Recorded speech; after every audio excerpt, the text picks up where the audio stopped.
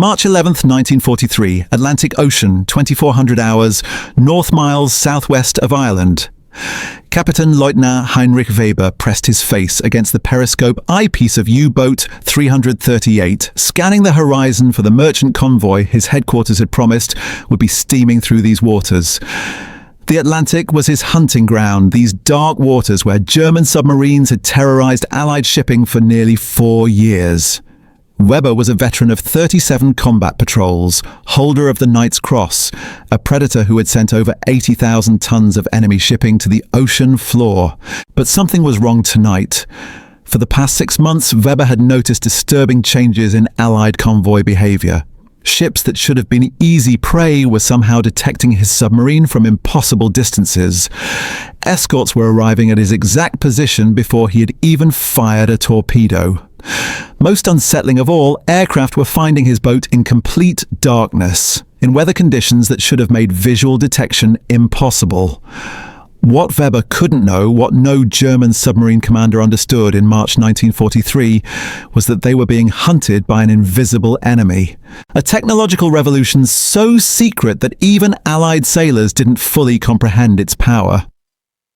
The British had weaponized the electromagnetic spectrum itself, creating electronic eyes that could peer through darkness, fog and storm to locate German U-boats with precision that seemed supernatural.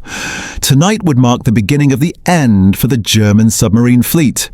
Not through superior seamanship or naval tactics, but through a device weighing less than 200 pounds that could see what human eyes could never detect.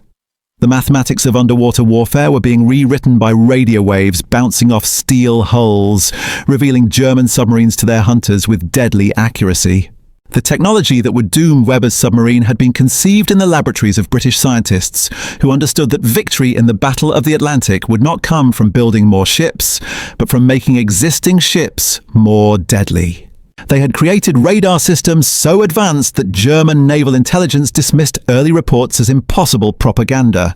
After all, how could radio waves detect submarines on the surface from distances exceeding 20 miles? The answer lay in a revolutionary device called ASV Mark III radar, or as the Germans would come to fear it, the electronic net that turned every Allied aircraft into a submarine hunter capable of operating in conditions that had previously provided perfect cover for U-boat attacks. But the story of how this technology transformed from laboratory experiment to submarine killer begins with a desperate British realization in early 1942. The German submarine offensive was succeeding beyond Hitler's wildest expectations. In the first 6 months of 1942, U-boats sank over 400 Allied merchant vessels, destroying supplies faster than American and British shipyards could replace them. The statistical trajectory pointed toward inevitable defeat. At current loss rates, Britain would be starved into submission within 18 months. Something had to change, and change dramatically. The Royal Navy's response was to pour resources into a technology that most naval officers considered unproven and unreliable. Radar had shown promise in detecting surface vessels during daylight, but the idea that radio waves could locate submarines in darkness seemed like science fiction. The wavelengths required for effective detection had never been successfully mounted on aircraft. The power requirements exceeded what most planes could generate. The equipment itself was so complex that maintaining it under combat conditions appeared impossible. Yet by autumn 1942, British scientists at the Telecommunications Research Establishment had solved problems that German engineers considered unsolvable. They had created a radar system operating on 10-centimeter wavelengths, short enough to provide precise bearing information while remaining compact enough for aircraft installation. The ASV Mark III represented a quantum leap in detection capability, able to distinguish between a submarine's conning tower and ocean waves at distances that made interception inevitable. The first operational units equipped with this revolutionary technology began flying combat missions in November 1942. Coastal command Liberators and flying fortresses, modified with radar antennas that transform blind them from hunters into electronic bloodhounds. The initial results were encouraging, but not overwhelming. German submarine commanders noticed increased Allied air activity, but attributed it to expanded patrol schedules rather than technological advancement. December 1942 brought the first hints of what was coming. U-boat 611, commanded by Capitan Lieutenant Friedrich Weber, no relation to Heinrich, was surprised on the surface by a Royal Air Force Liberator that appeared through heavy cloud cover with no warning. The aircraft attacked with depth charges that bracketed the submarine so closely that Weber assumed the pilot had achieved visual contact despite impossible visibility conditions. Similar incidents occurred throughout December, but German naval headquarters dismissed them as coincidence combined with improved Allied training. January 1943 revealed the true scope of the technological revolution.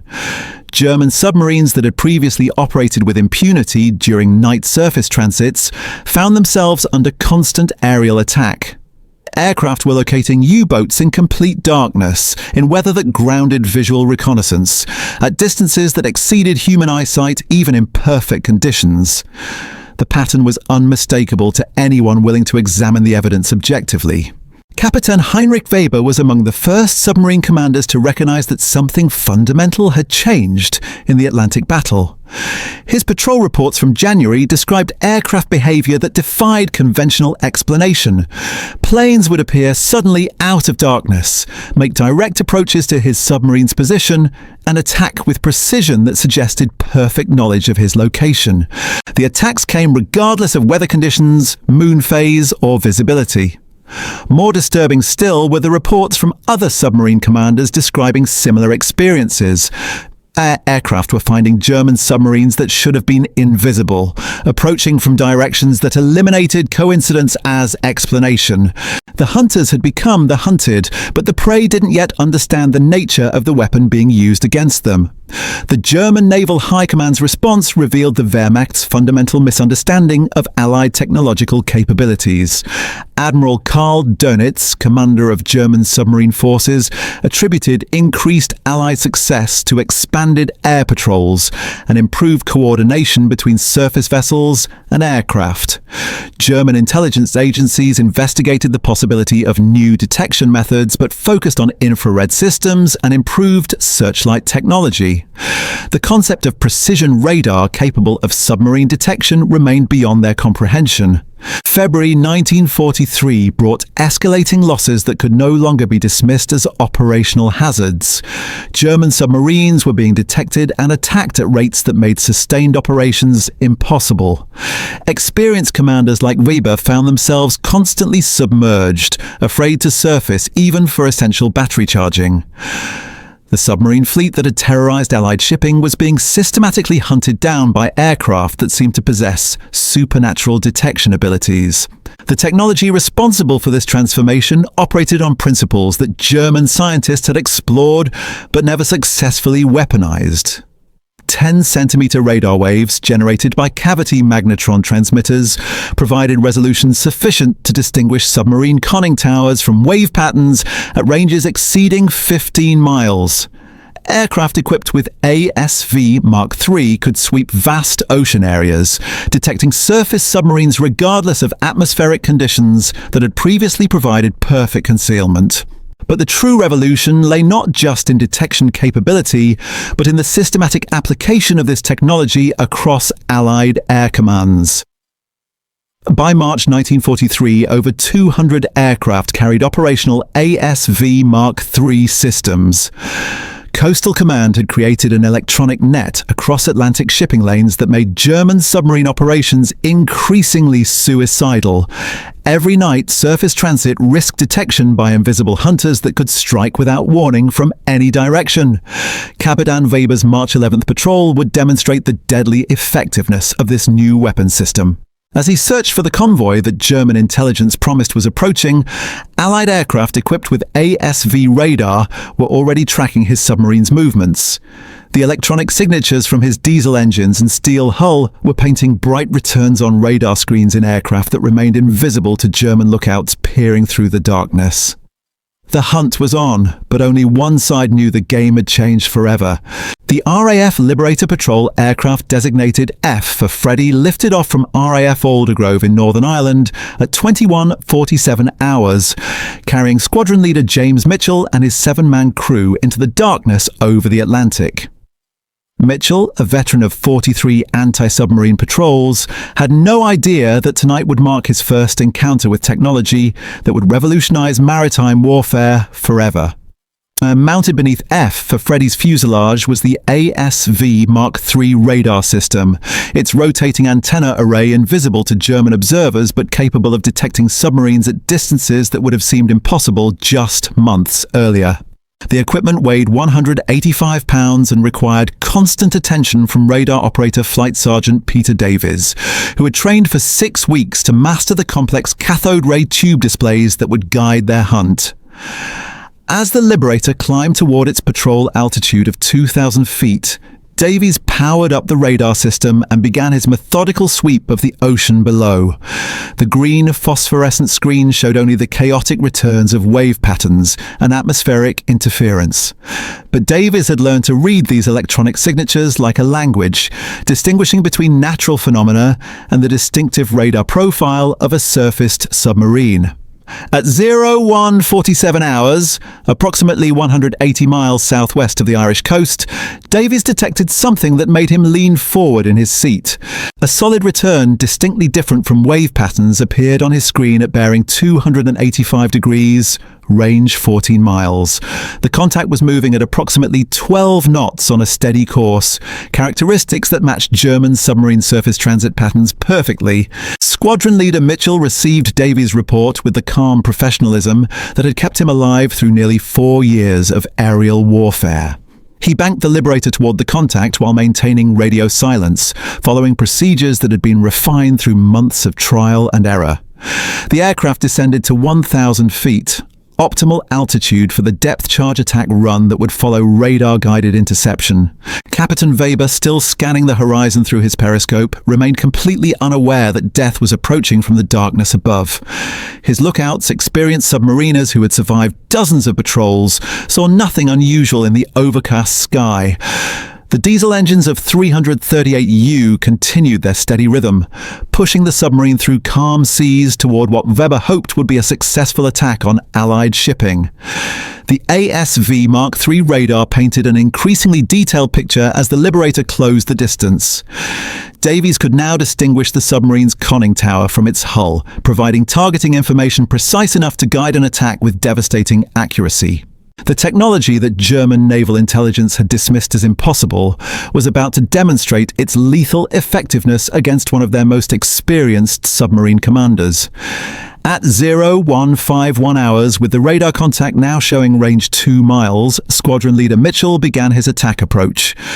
The Liberator descended to 200 feet above the wavetops, its 4 Pratt & Whitney engines muffled by careful throttle management that had been perfected through combat experience. Mitchell, her submarine cruise D, learned that often heard attacking aircraft before seeing to night them, but the overcast sky and engine noise from U-338's diesels would mask his approach until the final seconds. Flight Sergeant Davies maintained continuous radar contact throughout the approach, providing course corrections that kept the Liberator positioned for optimal attack geometry. The electronic guidance was so precise that Mitchell could have flown this attack with his eyes closed, relying entirely on radar information to locate his target. This represented a fundamental transformation in aerial warfare, eliminating the guesswork and uncertainty that had characterized anti-submarine operations for decades. Weber's lookouts finally spotted the approaching aircraft at 01:52 hours when the Liberator was less than 800 yards away and descending rapidly toward their submarine. The alarm bell rang throughout U-338 as Weber ordered crash dive procedures, but the submarine's emergency dive sequence required precious seconds that the crew no longer possessed.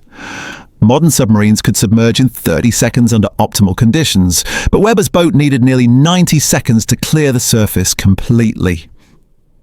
Squadron leader Mitchell released his depth charges at 01:52 hours and 35 seconds, dropping 6 Mark XI depth charges in a carefully calculated pattern that bracketed U338's position.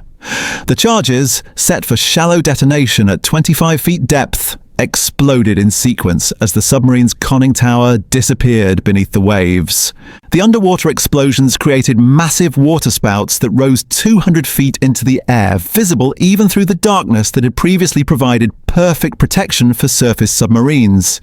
The shockwaves from the depth charge explosions struck U338 while the submarine was still at periscope depth, crushing the pressure hull in multiple locations and destroying critical systems throughout the boat.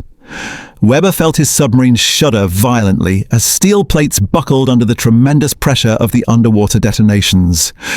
Emergency lighting failed immediately, plunging the control room into absolute darkness as seawater began flooding through ruptured hull plates. Within 60 seconds of the attack, U338 was sinking toward the ocean floor with all hands. Webber's final radio transmission, cut short by electrical system failure, never reached German naval headquarters. The submarine that had terrorized Allied shipping for nearly 2 years vanished without trace, its destruction witnessed only by the RAF crew circling overhead and the electronic signatures recorded by ASV Mark III radar. Squadron leader Mitchell's combat report, filed upon return to RAF Aldergrove, provided the first detailed documentation of ASV radar's effectiveness against surface submarines. The attack had proceeded exactly as planned, with radar guidance enabling precision that would have been impossible using visual detection methods alone. More significantly, the engagement demonstrated that German submarines could no longer consider surface operations safe under any atmospheric conditions.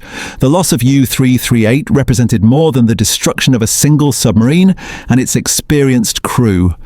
Webber's boat was among 41 German submarines sunk during March 1943, a loss rate that exceeded the construction capacity of German shipyards by more than 300%. Admiral Dönitz was losing submarines faster than they could be replaced, but the German Naval High Command still didn't understand the technological revolution that was systematically destroying their submarine fleet. British Coastal Command's monthly statistics revealed the devastating impact of ASV Mark III deployment. Aircraft equipped with the new radar system were achieving submarine detection rates that exceeded previous performance by over 400%. More crucially, the detection ranges provided sufficient time for effective attacks, eliminating the brief sighting opportunities that had characterized earlier anti-submarine operations. The psychological impact on surviving German submarine crews proved as significant as the tactical advantages gained by Allied forces. Submarines that had previously operated with confidence during night surface transits now found themselves constantly under threat from invisible hunters. Crew morale deteriorated as experienced commanders like Webber disappeared without explanation, their submarines simply vanishing from radio contact during routine patrols. German attempts to understand Allied detection improvements focused on conventional explanations that the true nature miss of the technological breakthrough. Naval intelligence investigated improved searchlight systems, infrared detection equipment, and enhanced visual reconnaissance training. The possibility of precision radar capable of submarine detection at extended ranges remained beyond German comprehension, despite mounting evidence of its existence. By April 1943, over 300 Allied aircraft carried operational ASV Mark III systems, creating an electronic surveillance network that covered major Atlantic shipping routes with overlapping radar coverage. German submarines attempting surface transits faced detection probabilities that approached certainty, forcing operational changes that severely reduced their effectiveness against Allied convoys. The technology that had doomed Capitan Webber and his crew represented just the beginning of an electronic warfare revolution that would transform naval combat forever. The revolution in submarine detection technology reached its full potential during the final weeks of April 1943, when Allied scientists achieved what German engineers had deemed physically impossible. The telecommunications research establishment had solved the fundamental problem of radar resolution at sea, creating systems capable of distinguishing between submarines and the wave patterns that had previously masked their signatures. Dr. Robert Watson-Watt, the British physicist whose team had developed the breakthrough technology, understood that victory in the Atlantic would require more than detecting submarines. The challenge lay in creating radar systems robust enough to function reliably under combat conditions, while remaining simple enough for aircrew operation during night missions lasting 12 hours or more. The solution emerged through months of testing aboard specially modified aircraft flying over the North Sea. Engineers discovered that 10-centimeter wavelengths provided optimal resolution for submarine detection, while remaining compact enough for aircraft installation. More significantly, they developed antenna systems that could sweep vast ocean areas automatically, freeing radar operators to focus on target identification rather than equipment management.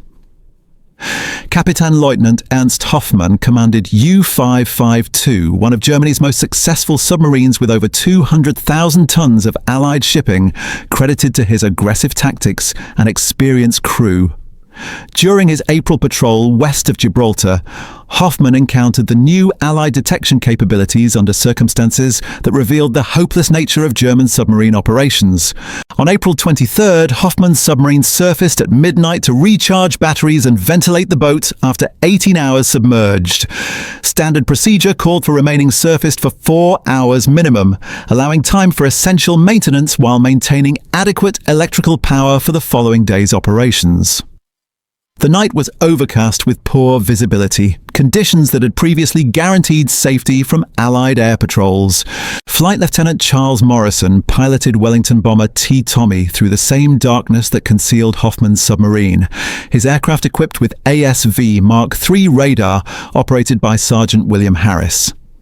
Harris had detected U-552 at range 16 miles, providing Morrison with precise bearing information that eliminated any possibility of the submarine escaping detection. The attack proceeded with mechanical precision that had become routine for Allied aircrew by spring 1943. Morrison approached from the submarine's port quarter, maintaining altitude until the final attack run that brought T. Tommy down to masthead height for optimal depth charge placement. Harris provided continuous radar guidance throughout the approach, his equipment tracking the submarine's frantic attempts to submerge as lookouts finally spotted the attacking aircraft.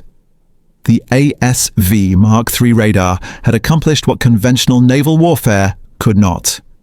In 18 months, Allied aircraft equipped with this revolutionary technology transformed the Battle of the Atlantic from German victory to crushing defeat. The invisible hunters had turned the ocean itself into a trap, where submarines that had once prowled as apex predators became helpless prey, caught in an electronic net they couldn't see or understand.